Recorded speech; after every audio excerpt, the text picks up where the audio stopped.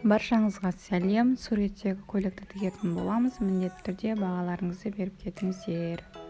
Қыздар, міне жалпы біздің көйлегіміз осындай, фасон осындай. Енді мен не өлшем алдым? Мына бізде мойнымыз болса, қараймыз, тек мынау аралық менің көйлегімнің мойын ойындысын ғана примерно өлшеп ала салдым осы жерден. Потом қолы осыны айналдырып өлшеп ала салдым. Болды. И көйлегінің етегін где-то мына аралық менде 40 сантиметрдей болды да, төменге түсетін жер. Осы жерден былай қарап кесілді. Менде бел немесе көкірекке ешқандай оттечка түсірген жоқпын. Қыздар, мен бір керемет қатты лекала жасағым келген жоқ. Сол үшін тек қана екі иығына қойып, мына лодочкасының размерін алып алғанмын, 34 деп. Осымен қазір мен мойнын түсіретін боламын. Сосын иығының қолына дейінгі размері қанша болатынын жазып алдым, 7 сантиметр деп. Мен әдейі материалымды мына гофрасын былайынан қойып жатырмын, өйткені бізде фасонда орта бөлігінің гофрасы шамалы қиғаштап түседі. Міне қарасаңыздар, қиғаштап тұр. Ал екі жанның белінен бастап қосымша жүргізем, ол тігінен түседі, қолымен бірдей болып. Ал ендеше бастайық. Менде алдының несін тігетін болып кесіп алам. Қазір артын бөлек кесем. Мына бізде артқыңғы бөлінгі қиық болады. И үстінен мынаны айналдыра өте лента байланады осылай бабочкамен. 34 сантиметрді екіге бөлейін. 34-ті екіге бөлсек 17-ден. Міне 17 мына аралыққа келіп, міне бұлай сызып алайын.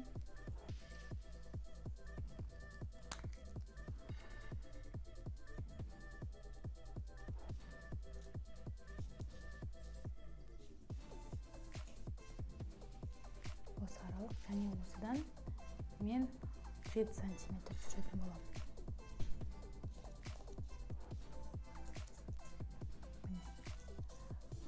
Мұнда фломастер сіздерге көрінбей тұруы мүмкін, бірақ маған көрініп тұр. Осы мен қазір қиятын болам. Және қолында айналдыра ахват руки 58 екен, бүйтіп айналдырып түсіріп ала салдым. Осы размер бойынша қазір қолымда кесіп аламын. Мінекей қыздар, қолының айналасы 58 тұғын. Осыны мен округлять етіп 60 дей салайын да бұлай. Жаңағы иықтан сызған жеріме осылай қоямын да сызып аламын. Міне 30-ға дейін сызып аламын, екіге бөліп. Қалған жартысы артына кету керек. Так. Мен жаңағы сызбам мұндай еді, осы шама бір 4 сантиметрден жоғарыға көтердім, матам эконом болсын деп. Енді жаңа айналдыра қолымды сыздым ғой. Осыдан төмен қарай овально қылып, кәдімгі жақша сияқты қылып жүрсеңіз де болады.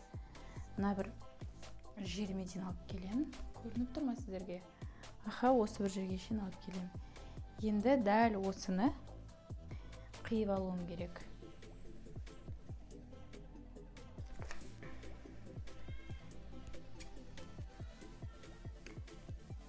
Қызарына ручканы сіздерге көрінбей тұруы мүмкін, бірақ маған көрініп тұр. Сіздер өздеріңізге көрінетін затпен сызыңыздар. Мына материалға бәрібірде өзінің бір профессиональный бор болмасы, басқа борлар, сабындар көрінбейді.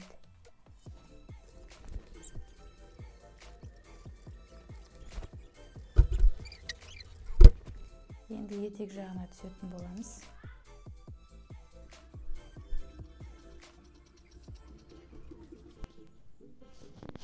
Так, көйлектің ұзындығын өзімізге керекті өлшем бойынша аламыз. Мен мұнда 128 дегем.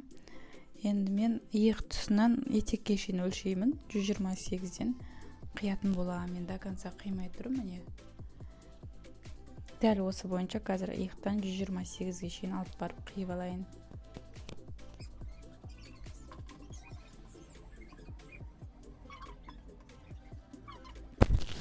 Алды примерно осындай болады. Көйлек 50-ші размерге тігіліп жатыр. Мінекей. Артын кесіп аламын қазір. Артын қиған кезде қыздар қолын иығын осылай ала береміз, тек мойны былай түспейді. Артында менің фасоным бойынша осылай қиық болып түсу керек.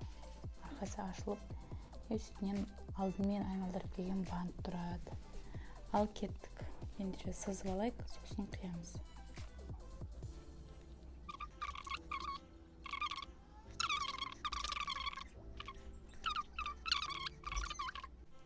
Дәл осылай кесем. Жан тігісінде осылай, етегінде осылай кесіп алатын болам.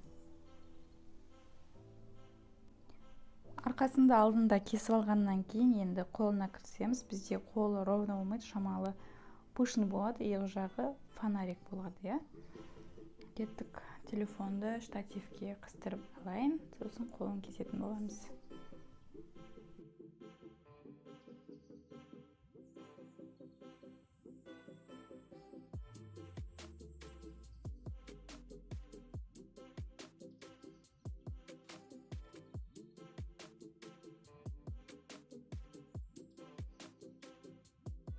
Қыздар қолы қатты жуан болмасын, бірақ иығы көтеріліп тұрсын десеңіздер, осылай аластырмын. Мына бізде көйлектің біткен жері болса, тура осыны бірдей қылып аласыз, бірақ қараңыздар, қанша бір 4-5 см төменге түсіресіздер. Иығында міне бүрме түсетін жері осылай қалу керек. Тура осы метровка тұрғандағыдай кесіп алатын болам қазір. Бірден екі қолым пішіп жатырмын мен.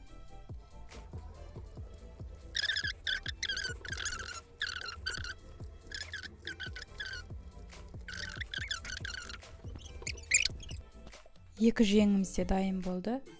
Етегін осылай алдым, сонда шамалы фонарик болып түседі. Енді екі иығын біріктіремін, сосын қолын біріктіремін. Етегіндегі қоспаларын сосын тігетін боламыз.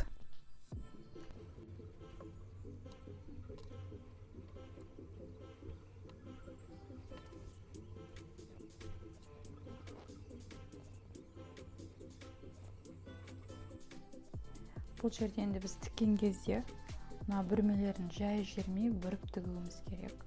Тігіп жатқанда соған мұқият боламыз. Алдын осылай екі бөлікке кесіп аламыз, мынандай қылып. Сосын екі жанына, екеуі алдына, екеуі жанына осындай үшбұрыш керек болады. Сіздің гофраңыз былай жата ма, қалай жатады, өзіңіз білесіз. Мынау алдындағы түскен гофрасынан шамалы ерекшеленіп тұру керек. Осындай үшбұрышты қазір қиятын боламыз. Біреуін қидым. Алдына екеу, жанына екеу қиямыз. Бұл тек алдыңғы бөлігі, әлі артына жеткен жоқпыз. Так, қыздар, шетінен тігуді бастаймыз. Мен бірінші бұлай тігіп алам қазір.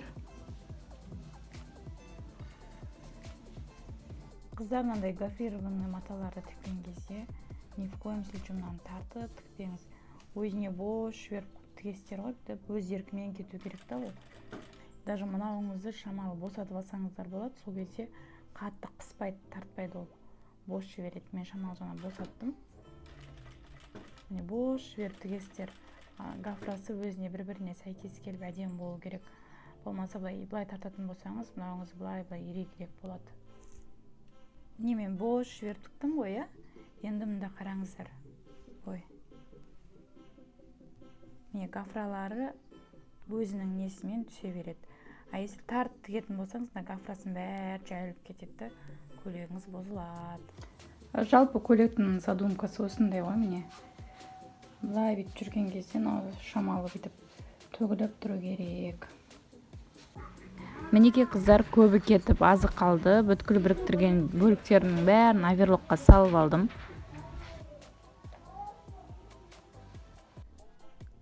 Қыздар, мен көйлектің екі жанын біріктіріп қойдым. Негізінде олай біріктіріп қоюға болмайды. Маған просто пришлось осылай біріктіріп қоюға. Мынандай бір кусок матаңызды алыңыз да, тура мойнның артындағы мойын үстіне қоясыз осылай. Және біз енді белгілеп алу керекпіз. Бұл біздің енді сіздер екі жанын тікпеген кезде киім жалпақ болып жатады, ыңғайлы болады. маған шамалы қазір ыңғайсыздау болады, бірақ жасауымыз керек жалпы бұны енді. Оқытайын, ақ жазылмайды екен. Жазылады. Осылай белгілеп аласыз. Мына жерден кесе беріңіз. Мұнда тоже араны белгілеп аласыз. Ең басты бізге осы жерді кесіп алу керек. Қалғанын қазір қалай кесу керек екенін көрсетемін.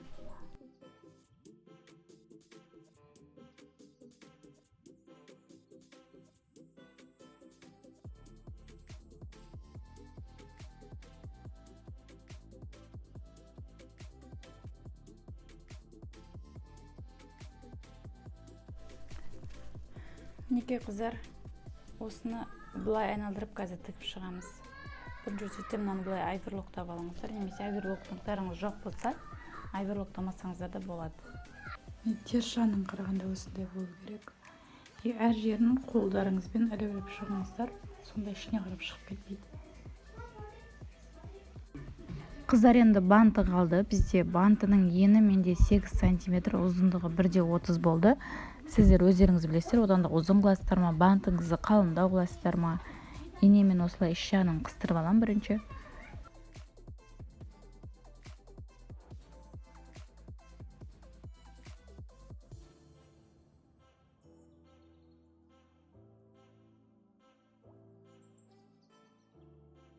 Осылай бір рет машинамен жүргізіп аласыздар.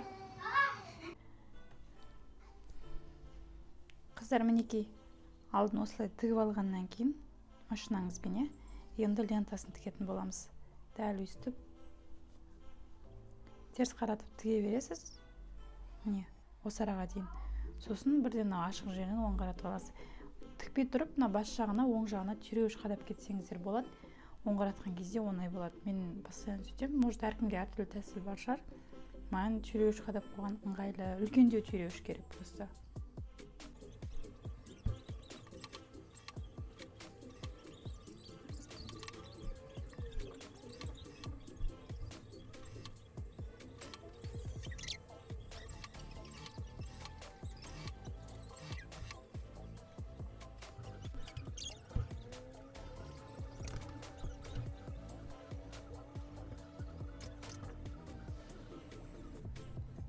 Екі жағында тігіп алдық. Артын байлайтынымыз ғой. Енді мойнын дәл осылай ішке қаратып, қолымызбен тігіп шығамыз. Қолмен тура тігісі тұрған жерден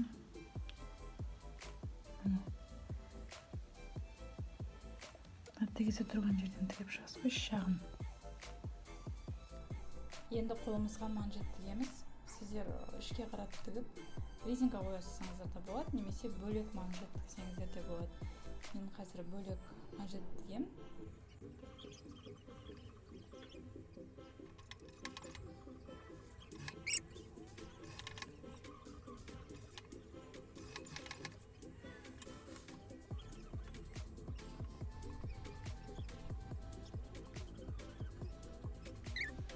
Қолының фонаригін жасауды бәріміз білетін шығармыз. Бір немесе екі тігіс жүргіземіз, бір жібін тартып манжетке қыстырып аламыз енелермен, одан кейін барып тігетін боламыз.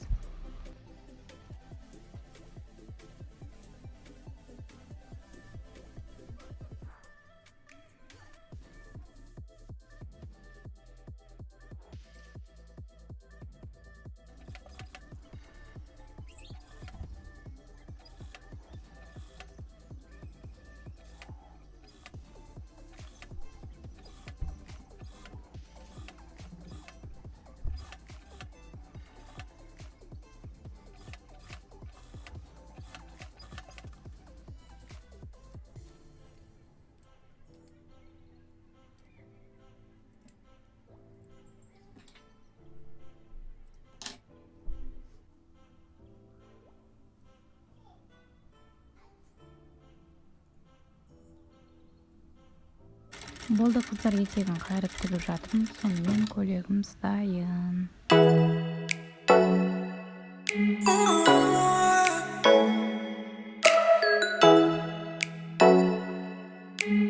on.